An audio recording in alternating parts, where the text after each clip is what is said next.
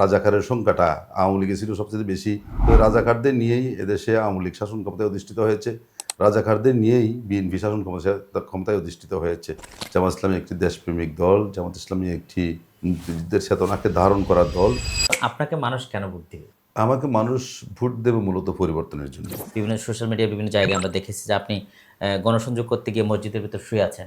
মসজিদের ভিতরে শোয়া টাকাতে এটা তো কোনো পরিকল্পিত করা নেই। ব্যবসায়ীরা ব্যবসা করবে, এক কথায় হলো ব্যবসায়ীরা ব্যবসা করবে। এখানে টেন্ডারবাজি, চাঁদাবাজি এগুলোকে আমরা একবারে জিরো টলারেন্স করে জিরো পর্যায়ে নিয়ে আসি। দেশের মানুষ দেশের পক্ষে যারা তারা হার পক্ষেই থাকবে। মানে আপনাকে যারা ভোট দিবে তারা হ্যাঁ পক্ষে থাকবে, এটা আপনার বিশ্বাস। এটা আমার বিশ্বাস। আর মাত্র কদিন পরে নির্বাচন, ইতিমধ্যে প্রার্থী বাছাই হয়ে গেছে এবং প্রার্থীরা টিকে গেছেন। বিশেষ করে কক্সবাজারের ৩ আসন, সদর রামু ঈদগাঁও নিয়ে গঠিত যে আসন, সেই আসনে আমরা বিএনপি থেকে প্রার্থী হয়েছেন লুৎফুর রহমান কাজল, তিনি তার প্রার্থিতাও টিকে গেছেন। একই সাথে বাংলাদেশ জামায়াতে ইসলামের প্রার্থী শহীদুল আলম বাহাদুর ওরফে আমরা যাকে বিফি বাহাদুর হিসেবে চিনি, তার প্রার্থিতাও টিকে গেছেন। আমরা যেটি জেনেছি আগামী ২১ তারিখ প্রতীক বরাদ্দ, এরপরই নির্বাচনের যে মাঠের যে প্রার্থীদের যে প্রচারণা সেটি শুরু হয়ে যাবে। তার আগে প্রার্থীদের ঘিরে মানুষের মধ্যে নানা ধরনের প্রশ্ন রয়েছে এবং তাদের কাছে নানা ধরনের জিজ্ঞাসা রয়েছে। সেই মানুষের জিজ্ঞাসাগুলো নিয়ে আমরা আজকে হাজির হয়েছি। আমাদের স্টুডিওতে আছেন বাংলাদেশ জামায়াত ইসলামের মনোনীত প্রার্থী শহীদুল আলম বাহাদুর। আপনাকে স্বাগত জানাচ্ছি আমাদের স্টুডিওতে। ধন্যবাদ। আমিও সবাইকে স্বাগত জানাচ্ছি, সমস্ত দর্শক শ্রোতা যারা শুনছেন তাদের সবাইকে। আমি শুরুতে একটুখানি জানতে চাই যে এবার সদর এই যে ৩ আসনে আপনাকে বেছে নেওয়ার কারণ কি? সদর ৩ আসনে এখানে আমি কক্সবাজার সরকারি কলেজ ছাত্র সংসদের বিপি ছিলাম। তখন থেকে আমার জনগণের সাথে একটা সখ্যতা গড়ে ওঠে এবং পরবর্তীতে আমি এখানে ভাইস চেয়ারম্যান ছিলাম। সেই হিসাবে আমি জনগণের পাশে থাকার চেষ্টা করেছি এবং আমি ছোটোবেলা থেকেই এই জনপদে বেড়ে ওঠা এবং মানুষের সাথে আমি মেশার চেষ্টা করি। হয়তোবা জনগণের সাথে সম্পৃক্ততাই আমাকে বেছে নেওয়ার মূল কারণ বলে আমি মনে করি। আচ্ছা, আমরা যেটি জানি যে বিএনপি থেকে যিনি প্রার্থী হয়েছেন তিনি এর আগেও এমপি ছিলেন। আপনি এর আগে উপজেলা ভাইস চেয়ারম্যান ছিলেন। এমপি ইলেকশন এই প্রথমবারই করছেন। জি। চ্যালেঞ্জ মনে করছেন? নির্বাচন তো অবশ্যই চ্যালেঞ্জ, এটা তো আমরা চ্যালেঞ্জ হিসেবেই গ্রহণ করেছি। তবে আমার যতটুকু মনে হয় যে জনগণ আমাদেরকেই বেছে নেবে ইনশাল্লাহ। জনগণ আমাদের পক্ষে আছে, এটা আমার কাছে মনে হয়।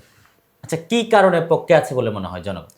জনগণ দীর্ঘ ৫৪ বছর বিভিন্ন দলের শাসন দেখেছে। জনগণ মনে করে ওনারা একটা দুর্নীতিমুক্ত শাসন ব্যবস্থা উপহার দিতে পারেন নাই। একটা ঘুষমুক্ত, ইনসাফপূর্ণ, বৈষম্যমুক্ত সমাজ তারা পায় নাই। এখানে মানুষ মনে করে তারা বঞ্চিত হয়েছে। তাদের অধিকার হরণ করা হয়েছে। বিভিন্ন সময় তাদের নাগরিক অধিকার, মৌলিক মানবিক অধিকার, গণতান্ত্রিক অধিকার হরণ করা হয়েছে। তো সাধারণ জনগণ মনে করে জামাত ইসলামী অত্যন্ত একটি সুশৃঙ্খল দল, জামাত ইসলামী একটি দেশপ্রেমিক দল, জামাত ইসলামী একটি মুক্তিযুদ্ধের চেতনাকে ধারণ করা দল। সেই কারণে দেশের জনগণ মনে করে জামাত ইসলামীর মাধ্যমেই তারা আগামী দিনে একটি সমৃদ্ধ, শান্তি এবং কল্যাণমূলক রাষ্ট্র উপহার পাবে। যেই রাষ্ট্রে দুর্নীতি থাকবে না, ঘুষ থাকবে না, চাঁদাবাজি থাকবে না, বৈষম্য থাকবে না। আপনি বলছেন যে মুক্তিযুদ্ধের প্রতি আপনাদের একটা চেতনাকে ধারণ করে আপনাদের এগিয়ে আসা। আপনি আপনার বক্তব্য বলছেন সেটি। আমি যদি একটুখানি বলতে চাই যে মুক্তিযুদ্ধ প্রশ্নে এই মুহূর্তে আপনি একজন দলের গুরুত্বপূর্ণ নেতা, বিশেষ করে এই ৩ আসনে আপনি প্রার্থী হয়েছেন। আপনার বক্তব্য কি? যে এখন দেশের মুক্তিযোদ্ধারা স্বাধীনতার জন্য লড়াই করেছিল। দেশটাকে পরাধীনতার গ্লানি থেকে মুক্ত করার জন্য লড়াই করেছিল। আজকে সেই মুক্তিযুদ্ধের চেতনা ধারণ করে আছে একমাত্র দল হলো বাংলাদেশ জামাত ইসলামী। কারণ দেখছেন আপনারা নতুন করে মুক্তিযুদ্ধরা এটি বুঝতে পেরেছে এবং যার কারণে মুক্তিযোদ্ধারা দলে দলে জামাত ইসলামীতে যোগ দিচ্ছে। ইতিপূর্বেও যেটি একটি তালিকা প্রকাশ হয়েছে, সেখানেও দেখা যাচ্ছে যে আপনার রাজাকারের সংখ্যাটা আওয়ামী লীগে ছিল সবচেয়ে বেশি, তারপরে বিএনপি। ওরা তো মূলত ওই সময়ে যারা রাজাকার ছিল, তারা যারা শাসন ক্ষমতায় ছিল, তখন জামাত ইসলামীর সাধারণত মাঠ পর্যায়ে এত বেশি শক্তিশালী সংগঠন ছিল না, জামাত ইসলামীর লোকজন ছিল না। তো রাজাকারদের নিয়েই এদেশে আওয়ামী লীগ শাসন ক্ষমতায় অধিষ্ঠিত হয়েছে। রাজাকারদের নিয়েই বিএনপি শাসন ক্ষমতায় অধিষ্ঠিত হয়েছে। একেবারে বলতে গেলে বাংলাদেশ জামাত ইসলামী অনেকটা রাজাকার শূন্য, এটাই বলা যায় আর কি। এই জন্য মুক্তিযুদ্ধের চেতনাকে ধারণ করা, এটি হলো স্বাধীনতাকে ধারণ করা। এই জন্য বাংলাদেশ জামাত ইসলামী সেটাকে ধারণ করে রেখেছে। আমরা একটু এবার এলাকায় আসি যে বিশেষ করে ঈদগাঁও, রামু এবং সদর সদরটা কিছুটা এগিয়ে গেলেও রামু এবং ঈদগাঁও কিন্তু অনেক অবহেলিত কিছু জায়গা এবং আপনি হয়তো নির্বাচনের যে আপনি বেশ কিছুদিন ধরে গণসংযোগ করে আসেন, সেই সুবাদে বেশ কিছু জায়গা আপনার যাওয়ার সুযোগ হয়েছে।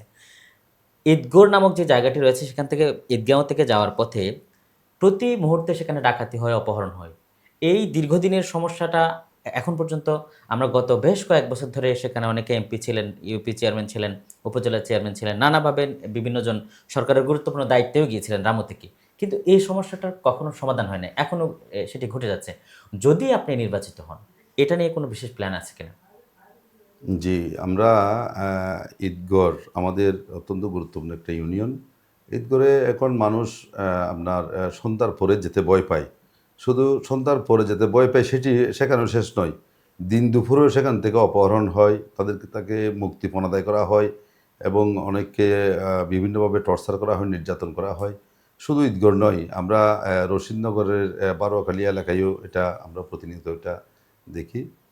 তো আ এ এই সময়ে এসে এটা আমাদের জন্য খুবই অনভিপ্রেত। এটা আমরা মনে করি আইনশৃঙ্খলার একটা অবনতি বা আইনশৃঙ্খলার জন্য আমাদের যে সাধারণ মানুষের নিরাপত্তার অভাব এটি আমরা বুঝি। তো ইনশাআল্লাহ আল্লাহ তাআলা যদি আমাকে কামিয়াব করে, জনগণ যদি আমাদের সাথে থাকে, ইনশাআল্লাহ আমরা অবশ্যই এগুলো আমরা বন্ধ করব এবং সাধারণ মানুষের নিরাপত্তার ব্যবস্থা করব। এখানে পর্যটকদেরও আমরা নিরাপত্তার ব্যবস্থা করব ইনশাআল্লাহ। আপনি যেহেতু পর্যটনের কথা বলছেন, যে আমরা বিভিন্ন সময় যেটি দেখে থাকি যে পর্যটন নিয়ে নির্বাচনের আগে নানা ধরনের বিভিন্ন ধরনের কথা দেয়, কথার ফুলঝুরি মানুষের মধ্যে ছড়িয়ে দেয়। কিন্তু বাস্তবিক অর্থে কক্সবাজারের পর্যটন খুব একটা আগায়নি। আমরা কয়েকটা ঝুপড়ি দোকান দেখতে পাই। সাথে হচ্ছে বিচের মধ্যে বিভিন্ন সময় দখল করে কিছু দোকানপাট করে আবার কিছু বিভিন্ন ধরনের ব্যবসা প্রতিষ্ঠান বসায়। এর বাইরে খুব একটা উন্নয়ন দেখা যায় না। কক্সবাজারের পর্যটনের উন্নয়নকে ঘিরে আপনার কোনো পরিকল্পনা আছে কিনা? জি, অবশ্যই। কক্সবাজারকে আমরা মনে করি শুধু কক্সবাজারের জন্য নয়, কক্সবাজারটা হলো বাংলাদেশের জন্য একটি সম্পদ। আ বিশ্বের শ্রেষ্ঠ পর্যটন স্থান হওয়া দরকার ছিল কক্সবাজার। কিন্তু আমরা সেটা পারিনি, এটা আমাদের ব্যর্থতা। তো এটা তো আমরা সাজাতে পারিনি বটে, কিন্তু কক্সবাজার যে ন্যাচারাল একটা বিউটি ছিল, যে ন্যাচারাল যে একটা সৌন্দর্য ছিল, সেটিকেও আমরা নষ্ট করেছি। আমরা আপনি যেভাবে বললেন, এই যে কতগুলো ছাতা দিয়ে, কতগুলো টং দোকান বসিয়ে কক্সবাজার পর্যটকদের আকৃষ্ট করা তো দূরের কথা, বরঞ্চ এটা পর্যটকদের জন্য একটা হয়রানিরও শিকার হয় ওখানে। ওখানে স্বাভাবিক পর্যটকরা চলাফেরার জায়গাটুকুও থাকে না। তার চেয়েও আমাদের বড় সমস্যাটা হচ্ছে এখানে এই যে কতগুলো আ অটো, টমটম এগুলো দিয়ে যেভাবে তারা টাকা ইনকাম করে, কিছু লোক আ রাতারাতি হয়তোবা অনেক টাকার মালিক হয়েছে বটে, কিন্তু কক্সবাজারটাকে একেবারে যানজটের শহরে পরিণত করেছে। আমাদের বাচ্চা-কাচ্চারা ঠিকভাবে স্কুলে যেতে পারতেছে না। মানে ১০ মিনিটের পথ আমাদের ১.৫ ঘন্টায়ও শেষ হয় না। এরকম একটা অবস্থা তৈরি করে রেখেছে।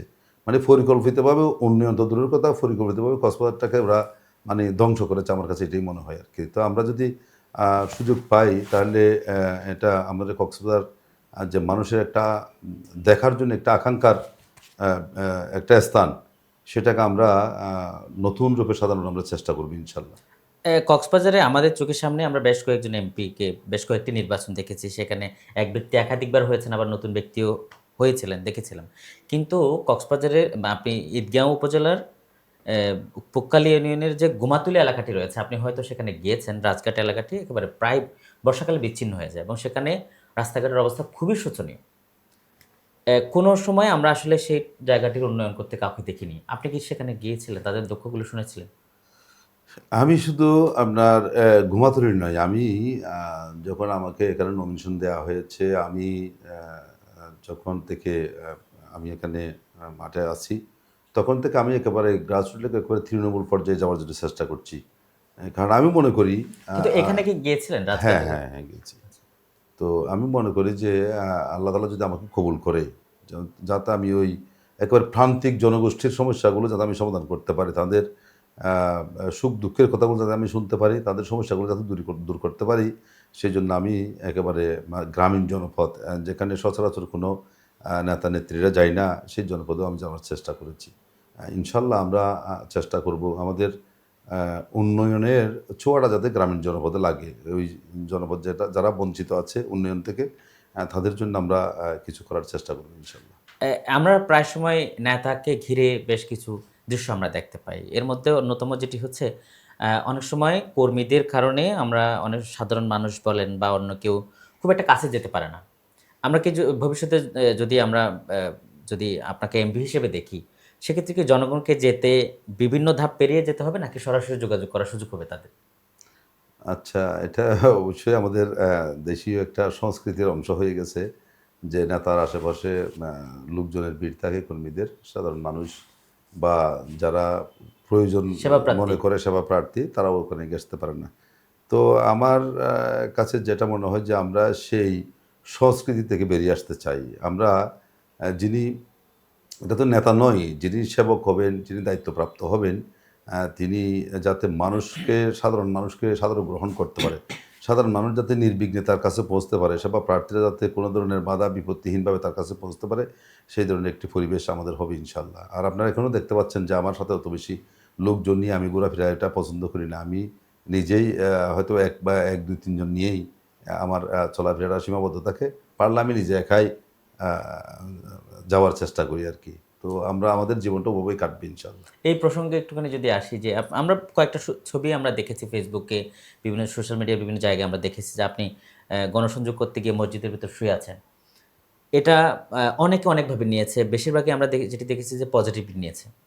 একজন সাদাসিধা বা বাহাদুর ভাইকে তারা দেখতে চেয়েছে। এটা কি নির্বাচনের পরেও থাকবে? বা আপনি যদি নির্বাচিত না হন সেক্ষেত্রেও থাকবে কিনা? না, এটা হলো মসজিদের ভিতরে শোয়াটা কথা, এটা তো কোনো পরিকল্পিত ঘটনা না। এটা হলো আমি হয়তো সারাদিন ওয়ার্ক করেছি। টায়ার্ড হয়ে গেছেন। হ্যাঁ, মসজিদে গিয়ে নামাজ পড়ে আমার একটু ঝিমুনি ধরেছে বা আমি ক্লান্ত হয়ে গেছি, ওখানে একটু শুয়ে পড়েছি। এখন নির্বাচনের পরে তো আমি ওভাবে ক্লান্ত হব না। আমি হয়তো কোনো প্রোগ্রামে যাবো, কোনো একটা ল্যাব ভিজিট করতে যাবো। সেখানে না আমার আমি সারাদিনের আমি আমি বুঝিয়েছি হচ্ছে হ্যাঁ, এই সাদা-সিধেটা আমার সাদাসিধা থাকবে। না, মানুষটাকে দেখা ওটা যাবে কিনা? ওটা ওটা থাকবে। ওটাতে কোনো পরিবর্তন হবে না ইনশাআল্লাহ। আরেকটা বিষয় হচ্ছে আমরা বিশেষ করে অ্যা এই মুহূর্তে যদি বলি যে বেকারত্ব সমস্যাটা সবচেয়ে বেশি বড় সমস্যা। পর্যটনের জন্য আমরা যেটি হয়েছে যে অনেকগুলো হোটেল হয়েছে, রেস্টুরেন্ট হয়েছে, সেখানে কর্মসংস্থান হচ্ছে।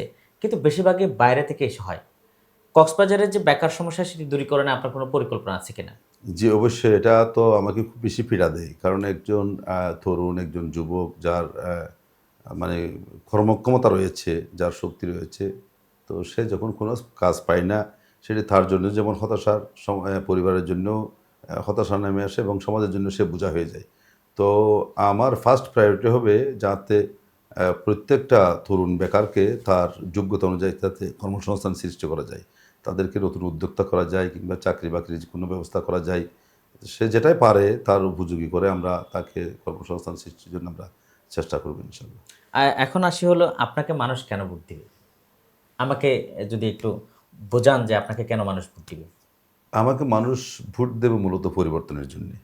কি, কি যে পরিবর্তন আমরা করবেন? আমরা অতীতের যে একটা সীমাবদ্ধতার মধ্যে ছিলাম, যে আমরা আ নির্দিষ্ট কিছু মানুষের উন্নয়ন হয়েছে আ নেতৃত্বের কারণে। কিছু মানুষের ভাগ্যের পরিবর্তন হয়েছে। আমরা একেবারে তৃণমূল পর্যায়ের মানুষের ভাগ্যের পরিবর্তন করতে চাই। আমরা চাই আ যে আমাদের সুবিধাবঞ্চিত মানুষগুলোর অধিকার প্রতিষ্ঠা করার জন্যে। আমরা চাই যে আমাদের অসহায়, বঞ্চিত, উপেক্ষিত যে মানুষগুলো রয়েছে তাদের নিয়ে আমরা কাজ করতে চাই। তো আমরা সমাজের এই সমস্ত মানুষগুলো আমার পক্ষে থাকবে এবং যারা সুন্দর কল্যাণ প্রত্যাশী তারা আমাকে বেছে নেবে। এটা আমি মনে করি যে আমরা আসলে নিজেদের উন্নয়ন নয়, আমরা সামগ্রিক উন্নয়ন চাই। প্রত্যেকটা মানুষের উন্নয়ন চাই। প্রত্যেকটা মানুষকে নিয়ে আমরা একটি সুন্দর সমাজ বিনির্মাণ করতে চাই। আমরা আগামী দিনে একটি সুন্দর কক্সবাজার আমরা জাতিকে উপহার দিতে চাই। সেই কারণেই আ আ এই আসনের জনগণ আমাকে বেছে নেবে বলে আমি মনে করি। আরেকটা বিষয় হচ্ছে আমরা একটা বিষয় দেখতে পাই। আমি আসলে আমি আমি আমার যদি কোনো প্রশ্ন আপনার মনে হয় যে আপনি উত্তর দিবেন না, আমাকে সরাসরি বলতে পারবেন। আমি সেই প্রশ্ন বাদ দিব। সেটি হচ্ছে নির্বাচনের পরে আমরা যখনই কোনো এমপিকে ঘিরে যেটি দেখতে পাই যে বিশেষ করে টেন্ডার বক্স, বাজারের ইজারা থেকে শুরু করে বেশ কিছু জায়গা থাকে যেগুলো এমপির লোকজনই এমপির কাছের লোকজনই পায় বা তার দলীয় লোকজনই পায়। আপনি উন্নয়ন করতে গিয়ে বা এই ধরনের কাজগুলো করতে গিয়ে, বাস্তবায়ন করতে গিয়ে সেক্ষেত্রে কি আপনি নিজের দলের লোকদের প্রায়োরিটি দিবেন? নাকি যেটা স্বচ্ছ, যেটা নিয়ম, যেটা সুন্দর, যেটা বাস্তব এটার উপর কাজ করবেন?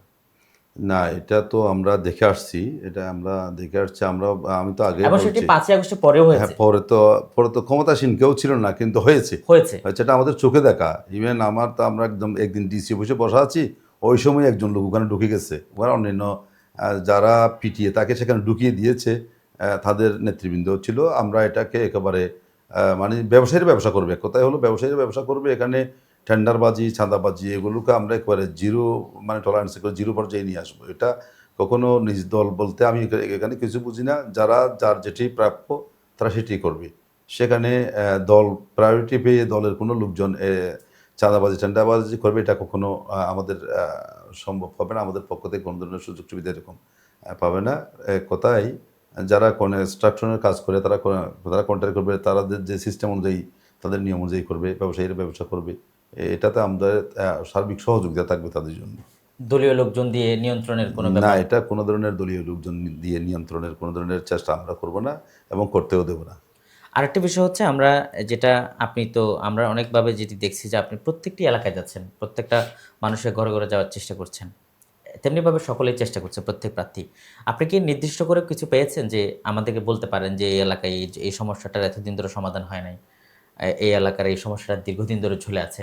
এই ধরনের কিছু কি আইডেন্টিফাই করতে পেরেছেন এবং সেটা নিয়ে আপনার কোনো পরিকল্পনা আছে কিনা? যদি আপনি নির্বাচিত নাও হন? হ্যাঁ, এখানে সমস্যার তো একেবারে পাহাড় বলা যায় আরকি। এখন আমরা তো শহরে থাকি। শহরের চিত্রগুলো আমরা প্রতিনিয়ত দেখি। শহরের মানুষের অবস্থাগুলো আমরা দেখি। কিন্তু গ্রামীণ জনপদের অবস্থাগুলো আমরা দেখি না। সেখানে সবচাইতে বড় যে সমস্যা সেটা হলো তাদের রাস্তাঘাটের অবস্থা খুবই অনুন্নত। তাদের যে ছোটখাটো যে একটু খাল রয়েছে আমরা যেটা বলি, তারপরে সরা আছে, সেগুলোতে কোনো কালভার্ট নাই। বর্ষাকাল তাদের চলাচলটা খুব বেশি অসুবিধা হয়ে যায়। যেমন আমি যদি উদাহরণ হিসেবে বলি যে ব্যাংডাবা নামক একটা জয়নালার একটা ওয়ার্ডের একটা এলাকা হ্যাঁ, আছে। ঈদগত দিয়ে যেতে হয়। হ্যাঁ, ঈদগড় দিয়ে যেতে হয় এবং খুবই দুর্গম, খুবই কষ্টসাধ্য। সেখানে নাগরিক সুযোগ সুবিধা বলতে কিছুই নাই। শুধু নামমাত্র একটা স্কুল আছে। সেখানে ২ জন নামমাত্র টিচার আছে। ওই টিচারগুলো আসলে যাওয়ারও কোনো পরিবেশ সেখানে নেই। রাস্তাটাও তো বনের রাস্তা মধ্যে। তো নাই। রাস্তা সেখানে রাস্তা বলতে যেটা গেলে হেঁটে যেতে হয় সেটাও তো বনের মধ্যে। বনের পাহাড়ের মধ্যে এবং একজন তরুণ যুবক হেঁটে যেতে সে হাঁফিয়ে ওঠে। তার অনেক কষ্ট হয়। সেখানে তো অথচ অল্প টাকা খরচ করলে সেখানে সুন্দর একটু রাস্তা করা যেত। মানে তাদের জন্য একটা যোগাযোগের ব্যবস্থা করা যেত। সেখানে একটা প্রাথমিক স্বাস্থ্যসেবা কেন্দ্র করা যেত। তাদের লেখাপড়ার একটা অ্যারেঞ্জমেন্ট আনা যেত। এগুলো হয়তো আমাদের নেতৃবৃন্দ বা প্রশাসনের যে সমস্ত লোকজন আছে ওরা চিন্তা করে নাই। ওরা মানে শহরে লোকজনকে নিয়ে বা শহর এলাকাকে নিয়ে অথবা যে এলাকাগুলো তাদের যোগাযোগ সুবিধা, যাতায়াত সুবিধা এই সমস্ত এলাকাগুলো নিয়ে চিন্তা করেছে। তো আমরা আসলে আল্লাহ তাআলা যদি আমাকে কবুল করে আমি এই বিষয়গুলো আমি দেখব। প্রান্তিক জনগোষ্ঠীর আমি আগেই বলেছি যে অসুবিধাগুলো দূরীভূত করার চেষ্টা করব ইনশাআল্লাহ। একটা ভোটকে কেন্দ্র করে বিভিন্ন মত দেখতে পাচ্ছি। বিশেষ করে ২ টি মত দেখা যাচ্ছে। একটা গ্রুপ প্রচারণা করছে যে তারা না ভোট। আবার আপনারা অনেকেই দেখছি যেটা যারা হ্যাঁ ভোটের পক্ষে প্রচারণা চালাচ্ছে। আপনি আসলে কোন পক্ষে? হ্যাঁ ভোটের পক্ষে নাকি না ভোটের পক্ষে? আর যদি হ্যাঁ ভোটের পক্ষে হয়, সেক্ষেত্রে কেন আপনি? না, এটা তো অবশ্যই হ্যাঁ, ভোটের পক্ষে। কারণ হ্যাঁ, ভোটার তো এটা তো হচ্ছে আমাদের আ আ স্বৈরতান্ত্রিক হিসেবে গড়ে ওঠার পথটা রুদ্ধ করবে। এখন প্রত্যেকটা সেক্টর তাদের প্রফেশনালি তারা কাজ করতে সক্ষম হবে। এখন তো রাষ্ট্রীয় শক্তির একটা প্রভাব থাকে প্রত্যেকটা ক্ষেত্রে। আমরা বিচার ব্যবস্থা বলি, আইন ব্যবস্থা বলি, যাই বলি না কেন, তো স্বাধীনভাবে সমস্ত সেক্টরগুলো কাজ করতে পারবে। হ্যাঁ, ভোটটা হলো এটা দেশের নাগরিকদের অধিকার পূর্ণ প্রতিষ্ঠিত হবে। তারপরে কেউ কারো গণতান্ত্রিক অধিকার কেড়ে নিতে পারবে না। কেউ স্বৈরাচার হয়ে উঠতে পারবে না। তো এটা না ভোটের পক্ষে তো যাওয়ার কোনো প্রশ্নই আসে না। সবাই দেশের মানুষ, দেশের পক্ষে যারা তারা হার পক্ষেই থাকবে। মানে আপনাকে যারা ভোট দিবে তারা হ্যাঁ পক্ষে থাকবে এটা আপনার বিশ্বাস। এটা আমার বিশ্বাস। আরেকটা বিষয় হচ্ছে আপনি একদম শেষ প্রশ্ন সেটি হচ্ছে আপনি আপনার নির্বাচনীয় এলাকার জনগণের উদ্দেশ্যে বিশেষ করে আপনার ভোটারের উদ্দেশ্যে কিছু বলবেন কিনা? জি, আমি আমার সাধারণ যারা ভোটার রয়েছেন, আমার দেশের জনগণ যারা রয়েছেন, আমি তাদের কাছে আহ্বান জানাবো যে এবার আমরা একটা পরিবর্তনের জন্য আমরা চেষ্টা করি। আমরা আমাদের ভাগ্যের পরিবর্তন যদি নিজেরা না করি, তাহলে কেউ এসে আমাদের ভাগ্যের পরিবর্তন করে দেবে না। এজন্য আমরা অতীতে অনেক দেখেছি। এবার একটু আমরা সবাই মিলে সচেতন হই, যাতে আমরা একটি সুষ্ঠু, সুন্দর, গ্রহণযোগ্য, অবাধ ও নিরপেক্ষ নির্বাচন আমরা করতে পারি। যার পছন্দ অনুযায়ী ব্যক্তিকে আপনারা ভোট দেবেন এবং আমরা আমাদের সৌহার্দ্য, ভ্রাতৃত্ব এগুলো আমরা বজায় রাখব। নির্বাচন তো দুদিন পরে শেষ হয়ে যাবে। তো আমরা যাতে আমাদের এই সম্পর্কটা অটুট থাকে, কেউ আমরা হিচিংয়ে যাব না, বাড়াবাড়িতে যাব না, কোনো ধরনের অন্যায় অপকর্ম, কারো উপরে জোর জবরদস্তি করা, কেন্দ্র দখল করা, ভোট ডাকাতি করা, এই সমস্ত সংস্কৃতি থেকে আমরা বেরিয়ে আসবো। দিন শেষে তো আমরাই সবাই মিলে আমাদের এই সমাজটাকে সাজাতে চাই। আমরা সবাই মিলে একটি আ কল্যাণমূলক রাষ্ট্র উপহার দিতে চাই। আমরা সবাই মানুষের জন্য কাজ করতে চাই। তো আমি চাইবো আমার এলাকার সাধারণ ভোটাররা, আপনারা ভোট কেন্দ্রে যাবেন, আপনারা ভোট দেবেন। আমরা আমাদের একটি নতুন সংস্কৃতি আমরা গড়ে তুলি। সেই সংস্কৃতি হবে আমাদের দেশপ্রেম, জাতিপ্রেম এবং মানুষের প্রতি ভালোবাসা, দেশের প্রতি ভালোবাসা। তো আমরা যদি সেভাবে চিন্তা করতে পারি, তাহলে আমরা আমাদের সুন্দর একটি আমরা রাষ্ট্র ভবিষ্যৎ প্রজন্মের জন্য আমরা রেখে যেতে পারব। ধন্যবাদ সবাইকে। ধন্যবাদ আপনাকে। আসলে আমরা দীর্ঘ সময় ধরে আলোচনা করছিলাম আমাদের কক্সবাজার ৩ আসনের বাংলাদেশ জামায়াত ইসলামের মনোনীত প্রার্থী শহীদুল আলম বাহাদুর ওরফে বিপি বাহাদুর, যাকে সবচেয়ে বেশি নামে চেনে। আবারও কোনো পর্বে কোনো প্রার্থীর সাথে দেখা হবে আপনাদের সাথে। ধন্যবাদ।